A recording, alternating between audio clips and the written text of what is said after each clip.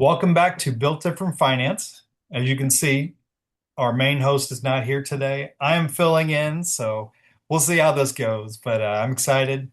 We're going to jump into a topic today that impacts nearly every household in America right now.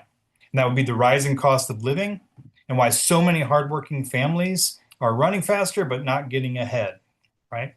So joining me today again is the CEO of 300 Leadership, Roger Love again, someone who's spent a tremendous amount of time helping individuals and organizations develop stronger leadership, better decision making, and greater resilience during challenging times.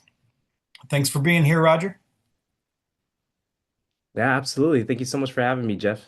Yeah, it's always a pleasure. So my first question here, when you talk to leaders, business owners, families, what are you hearing most today regarding the economy? Yeah, that's a great question. Every situation is a little bit different, but I do have an overall sense of this feeling of being burdened. And a lot of times it comes from just paying rent or you're paying your mortgage or electricity bills going up or insurance. Different things, and you have the emergency expense of a garage door not opening or some plumbing incident, and it just sets you back, and when you go to the pump, you feel the burden of higher gas prices, and so everything eats up at your bottom line. So there is a sense that things are going up. Inflation still takes a toll on people's paycheck, especially when the average raise in the US for the average American is less than 1 to 2%. So how can you compete against an inflation rate that's 4, 5, 6, 7, 8% when you have a raise that's just 1 to 2%? There's just no way. So that's the overall feeling I get from people. And so when people start thinking about their bottom line, what they can afford, they start getting rid of things or they start using credit cards more often, and then that further, exasperates the burden even more. So that's the general overall feeling I get. Now there are those individuals that I meet who plan ahead. They save. We teach our clients how to save. We teach our clients how to get out of debt, and we try to alleviate that burden so they can be in a better financial scenario. Yeah, so true. Some of the most recent surveys I've seen even show the cost of living remains the number one concern for Mhm. Americans. Why do you think that is hitting so hard? Yeah, well, I mean, if you're thinking about the cost of living, I think there's two scenarios in people's lives, right? You're either surviving or you're thriving, and there's no real gray area. But I think there's got to be a mindset shift when it comes to it. When people are surviving, they're just trying to get by on what they have, and when you go to thriving, it's because you did well with what you had, but at the same time, you decide, you know what? I'm sick and tired of being sick and tired. Something has to change, you Right. know? I think for me, when I think about me and my wife's journey in our career, Mhm. I remember graduating college with a bachelor's degree in biology, and I had a minor in chemistry, and didn't know what to do with it. So I actually stuck with the job I had through college, and I kept that job for another couple years, even after college, even though that job didn't require that degree, just because that degree was kind of worthless unless you went back to school. Right. But I remember sitting down with my wife and we just talked about, man, something has to change. We got to do something different. So I actually went back to school and got a associates in respiratory therapy that got me a better paying job. Mhm. And we were able to change our scenario. We were able to live in a better place, better neighborhood. We couldn't afford the things we really, really wanted, trips and cars and vacations and this and Sure. that.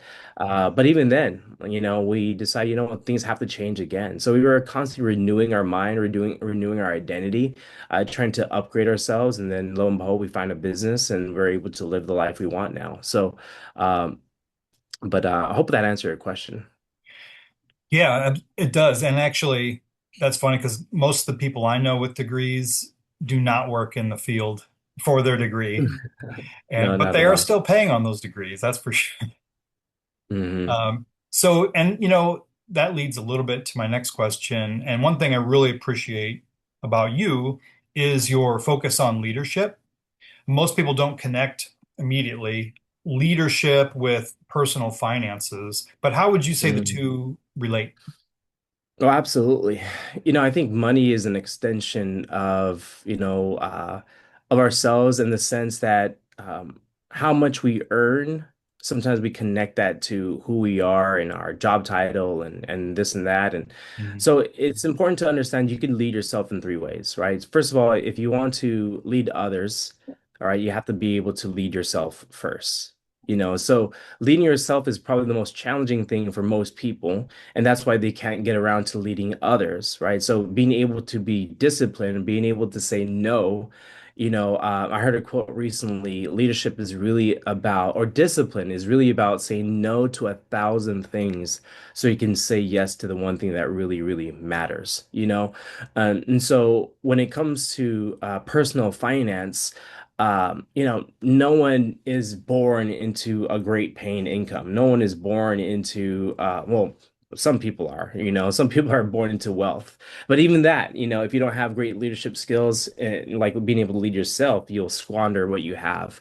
Right. So I remember Val and I, we sat down, we looked at our finances and we faced the facts, right? We're living in San Jose, California, one of the most expensive places to live in the country on one income, by the way, right? The income that we had took three-fourths of that income went straight to the mortgage. All right. So the fact was, we either lose this place or we figure out a way to keep this place and eat top ramen and this and that. But we did that we lived little for so long that the little that we had, we built over time until we looked up and we were like, wow, we actually have over 6 figures saved in the bank. Right. And I think because God blessed us with little, he decided to bless us with much. Right. And so when it comes to leadership, when it comes to personal finance, don't underestimate the power of percentages. Meaning, hey, if you make $1,000 a month, can you save 10% of it? Can you save 100, right? So if you can be disciplined with the small amount, you can be disciplined with the big amount, right?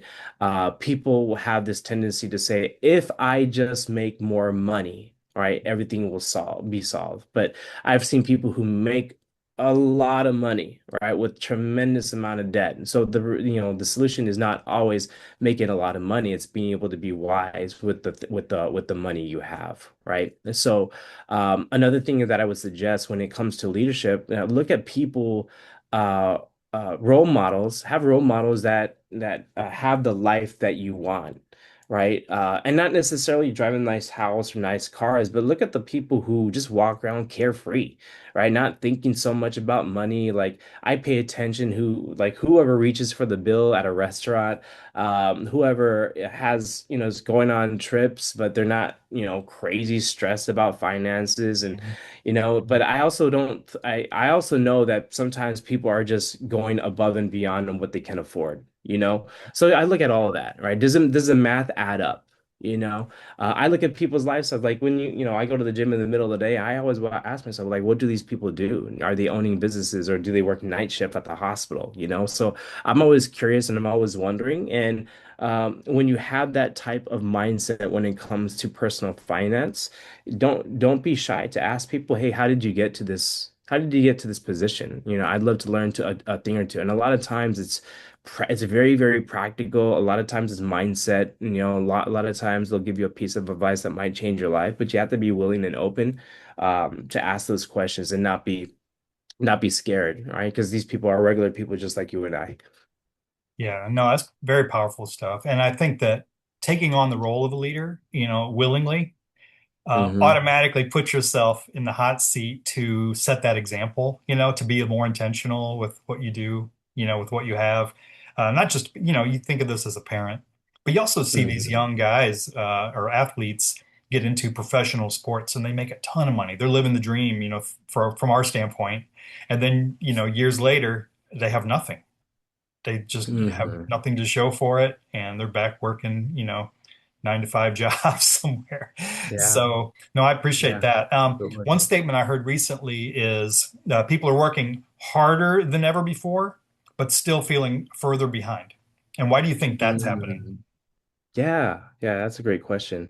Just to make a point to what you said about like professional athletes, there was a tragedy on the news recently. A former San Francisco 49er had just taken his life, and the guy made millions and millions of dollars in the NFL. And it just reminded me that if money were a sword or a tool, it's great to have, but unless you know how to wield it, unless you know how to use it, someone has trained you, right, you can easily not use it to your benefit, right? And so a lot of times people can be thrusted into these positions of wealth or income and money, but because no one taught them how to manage it, no one taught them how to use it, right?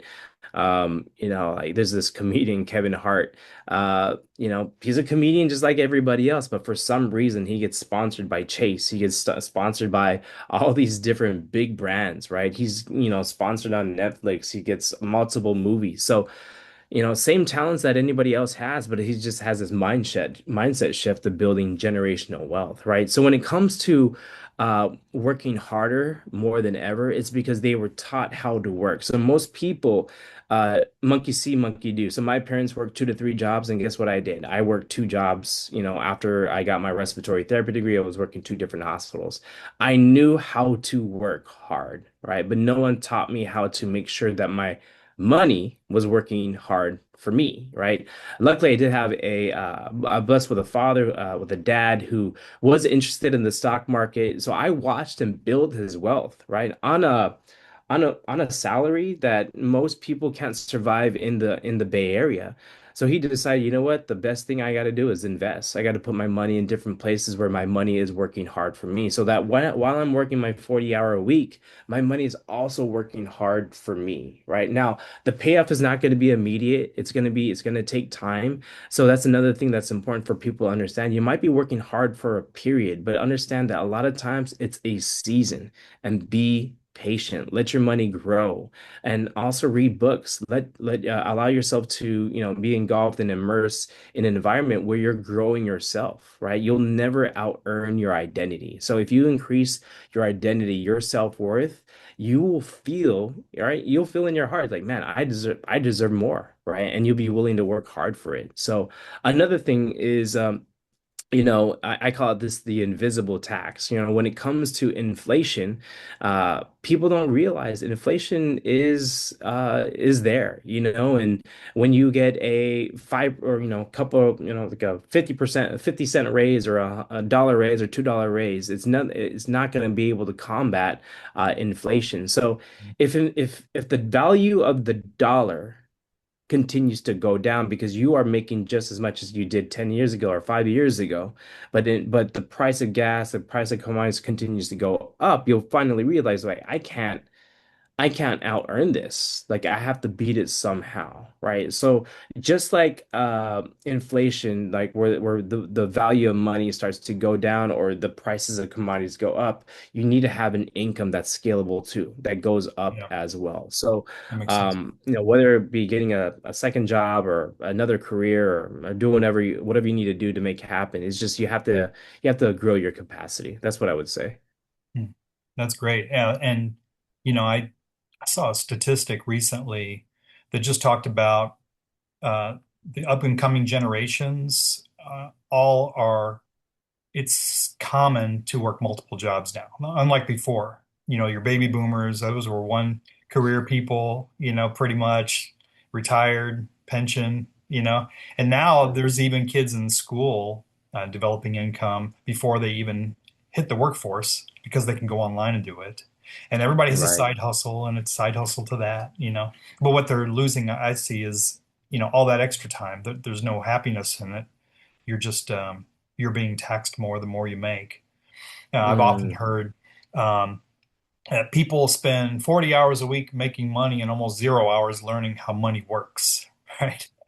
And I know when mm, we sit down with families, Most aren't asking how to get rich overnight. They're just wanting some stability, some breathing room, a way to free up some of their time so they can enjoy what they are making, you know.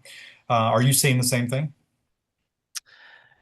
Yeah, yeah, so I meet with clients who are from every financial spectrum, but when I talk to the middle class household and who are just trying to take that extra trip to Disneyland, or trying to save up for that new car, or trying to get out of their neighborhood and move into a better spot financially. Yes, I do see people wanting and craving stability, and stability can come in many ways. I think, first of all, you have to be emotionally stable. A lot of people, when they live in a with finances that that are not up to their liking, and I say emotional discipline because a lot of times our spending habits are emotional, right? We want the things now before we have the means.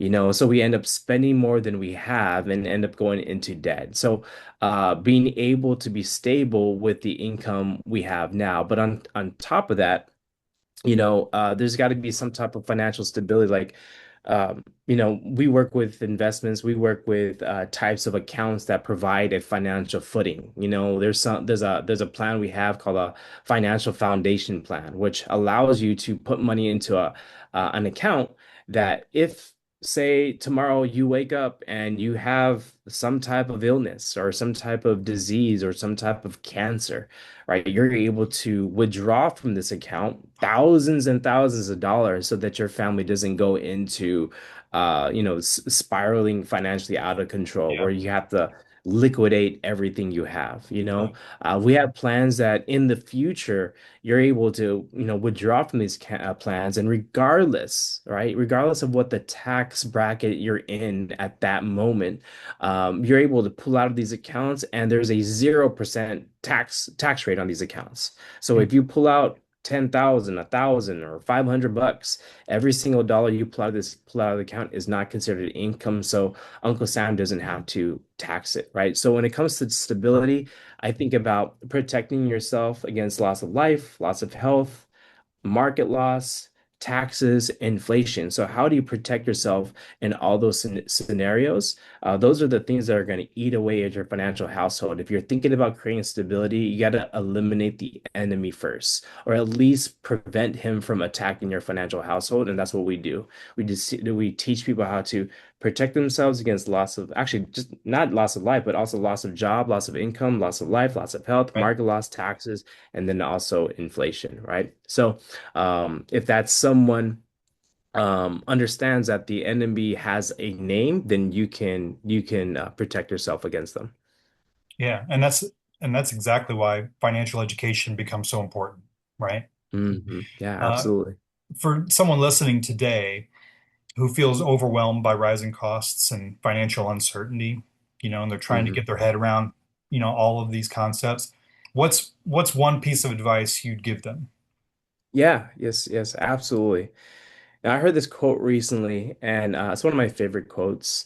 It says, "Hard people, strong people create good times, and good times create weak people, and then weak people or weak men create hard times." So if you find yourself in a hard time, think of it as a season. It doesn't have to be your whole life. Think about this time as God doing something with your character, God teaching you how to be patient, God teaching you how to pivot, how to problem solve, how to create solutions, how to grow yourself. Because, I heard another quote recently. A man tried to climb a mountain and he failed. And he said to the mountain as he was down at the bottom, "He's like, hey, as a mountain, you cannot grow, but as a man, I can." Right? So, a lot of times we focus on changing the circumstances, which is a part of the equation, right? But if you were part of the equation as well, if you can't change your circumstances, but you can change yourself, that means the formula can change and the results can change. So, here is your circumstances, and here is you, and this is your, let's say this is your result, right? If you can't change your circumstances, change yourself. And by changing yourself, you can also change the result, right? And understand this, everything, as hard as things could be right now, it is a season. My wife and I, we look back at the seasons in our life, and one thing we regret, more times often than not, is not being able to be in the present during those hard times. Because even in those hard times, there was a lot of joy, there was a lot of laughter, there Yeah. was a lot of memories that we had with the kids. And guess what? The kids don't remember any of that stuff. They don't remember the bills, they don't remember any of that stuff. They just remember mom and dad being there. Yeah. So I would suggest cling on to what's good, right? Hold on to what you are grateful for. Count your blessings because they're all around us, right? So if you could be someone who focuses on the good, focuses on what you're grateful for, increase your gratitude list. Guess what? The more your gratitude increases, I feel like God blesses you even more, right? And so that's what I would say. Just change the attitude, understand that it's a season, and then grow yourself. Yeah, I love that. That's really good. And as we say, give thanks in all circumstances, the good and the bad. Take the challenge Mhm. and along with the good. So no, I appreciate that. This is a really good conversation. So, and it's one you can carry on because there's no end to the stresses we feel on a daily, weekly, monthly, yearly, just life itself basis. And people aren't necessarily worried about making $1 million today, but they do want to stay afloat, and when there's Mhm. uncertainty in the market, there's a lot of that feeling like, what are we going to do next? Do I need to take a second job? Do I need to, and then you turn around and tomorrow there's layoffs here, so you're just not prepared. So that's why I think the financial education on not just making money, but growing and protecting it is so important. And the more you understand, how the money works, as we found out, the more confidence you have, regardless of what the economy is doing. Because you kind Mhm. of see, well, Mhm. all right, we'll roll with that punch and get up and do it again. So, Yeah. no, thanks for Yeah. joining us Absolutely. today, Roger. Really appreciate your time. And Thank if you, Geoff. today's conversation resonated with anybody listening, and you'd like to see, how families are creating more certainty in an uncertain economy, send a message, a DM, and we will set up a meeting. So Yes, thanks again for absolutely. joining us. You have a great day. Thank you for having me. All right.